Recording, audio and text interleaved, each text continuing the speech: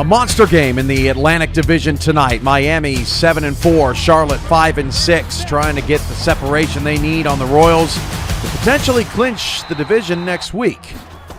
So far, so good for Charlotte on the opening drive. 3-0. Douglas knocks in the field goal. Let's fast forward to late in the second quarter. Still the same score.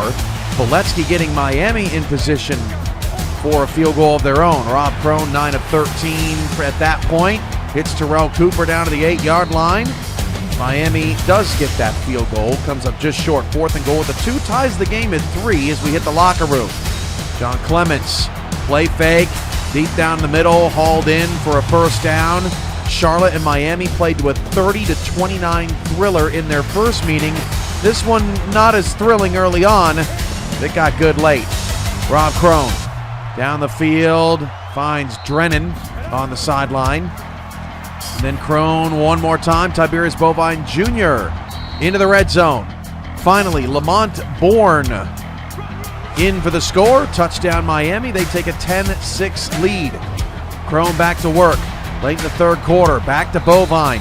Miami's starting to piece this thing together. 4th and 1. Miami's going for it, and they got it. Fortune favors the bold. Terrell Cooper into the end zone for the score. Now it's 17-6 Miami. They led 16-6 in the first meeting before Charlotte came back to win. 8.5 to go, 3rd and 6. Pass is caught for a first down. The flag was for pass interference. Clements into the end zone, zips it right past the linebacker for the score. 2-point try was no good. 4th and 2, Miami could have put it away, but they say, you know what? We'll go up by 8. At least John Clements can't beat us because he doesn't have a 9-point play.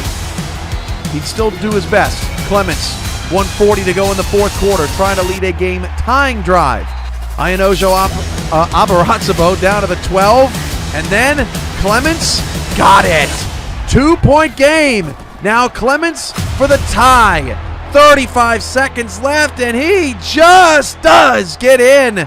Tied at 20, we go to overtime, but John Clements didn't have an opportunity to forge a comeback because he never got the ball, and Bullet Boletsky never got touched. 45 yards into the end zone. Miami now 2-0 in overtime this season. They are now well in control of the Atlantic Division. Florida at Rochester, also in the Atlantic Division. And hey, don't sleep on the Sharks. Winners of 2 in a row. Headed to Rochester today. Heavy underdogs, but it would not stay that way. That's Tyson Gordon over the middle of the field making that grab. Then Mark Anthony from 11 yards out. First drive, touchdown, Florida. Matt Wilson trying to strike back for Rochester. Had a pretty good first half. Wilson fires near side, hauled in on the sideline. Beautiful catch by Dijon Swan to the 15. And then Matt Wilson breaks off a sack and then finds Casey Mears for her first receiving touchdown of the season. 7-6 after the Florida extra point was blocked. Michael Joseph in the open field, putting the defender on a zip line and sending him down the cliff. Sauce K, 3 good blocks into the end zone from 16 yards out. 13-7, that was his first receiving touchdown of the season. Florida 2 for 2 on offensive scoring drives.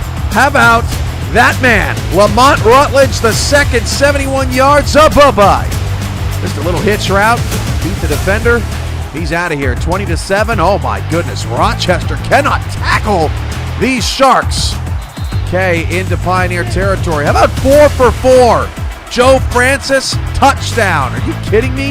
The Sharks up 27-7 on the 7-4 Rochester Pioneers. Just before the end of the first half. Still got a lot of fight left in him. Evan Wood into the end zone for the easy score.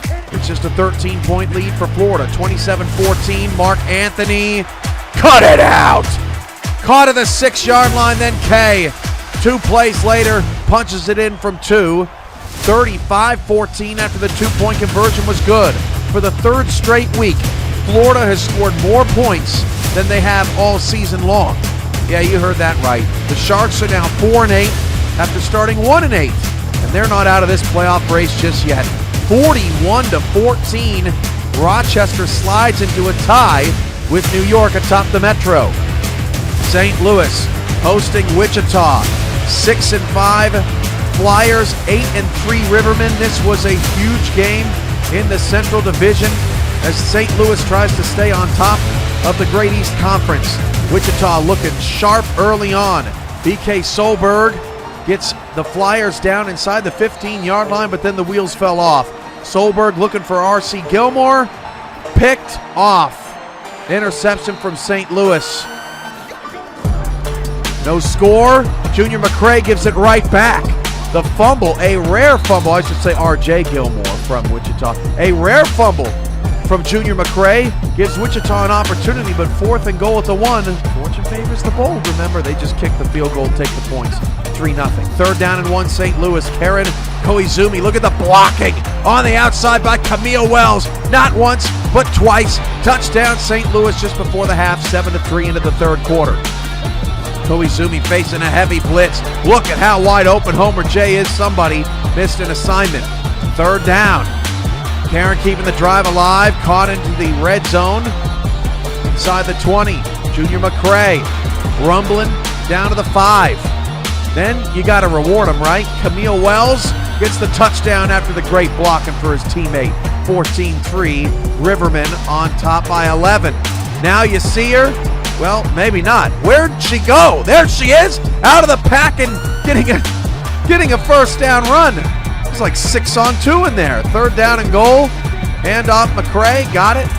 21-3. And despite McCray fumbling on the goal line again, St. Louis gets a 4th down stop. And McCray gets another 1st down to salt this thing away. But St. Louis wasn't done.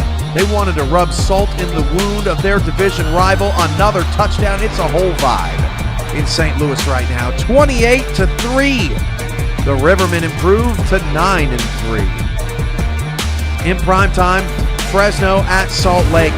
Jay Carter and the #1 record in the UFL, Salt Lake Hornets, taking on the Fresno Bobcats, and early on it was all Salt Lake. That's Chris Allure with a 1-yard score. That would be his most difficult touchdown of the night.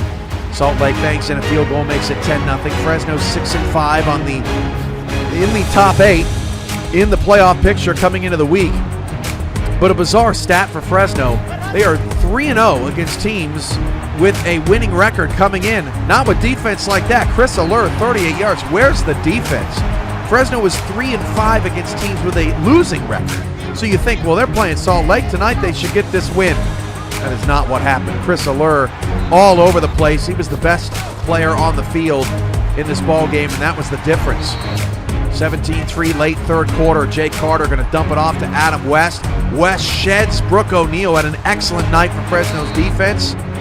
And then from 1 yard out, just because Jay Carter can, Noah Neely with the score, 24-3. Hornets on top of the Bobcats, 4th and 5. Watch this bone-crushing hit. Boom! Ooh, that looked rough. Fresno played rough. It was a tough night for the Bobcats. Jay Carter, watch this block. Wham! Brooke O'Neal, poor Brooke. It's like gymnastics for goons out there for Salt Lake. Field goal is good, 27-3.